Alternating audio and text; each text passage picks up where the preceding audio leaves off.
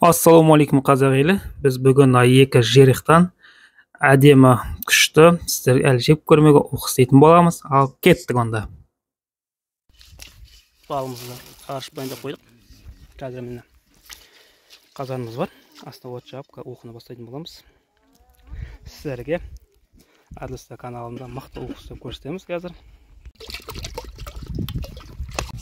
Мына қазір уқы от жағудан қазанға су қойып тазалаудан басталады.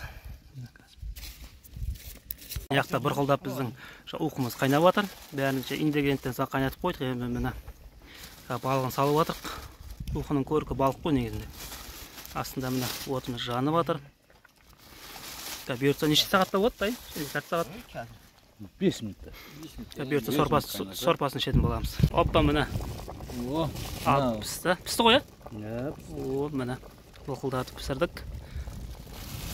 Просто анау деп балықты алып неғып болмастан несі тарап кетті десей. Қолтыға тарап кетті. Сол үшін алып салып қойып қайтан саламыз анан? Бұның маңызының бәрі сорпада ғой.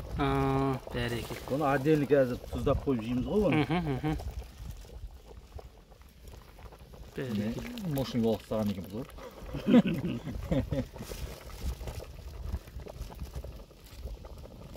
Бұның өзі бір лайфхак. Біз болсақ мысалға бұндай алып көп жерде жеп жоқ қой уқыны. Бұлайға алдырмаймыз бөлекше. Сосын қылтыға тарап кетеді шынымен арада ше. Сөйтіп жейтін болмас. Сорпаға қылтыға тарап. Иә. Сорпа жеп жатырып қылтықтап қалуы мүмкін да.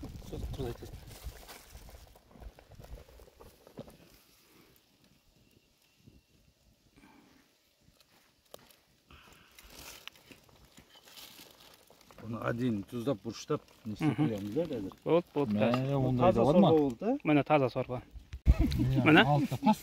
Арада уқыны көрдіңіздер ма? Уқыда балық бірге жүреді. Біз балықты алып кәдімгі істеп жатырық. Енді келесі аяқта уқы міне. Бөлек ішеміз, балықты бөлек жейміз. Қарап отырсаңыз бұл да бір күшті нәрсе ғой, жақсы нәрсе. Ас болсын. Уқымыз дайын болды. Қазір ішіп аламыз.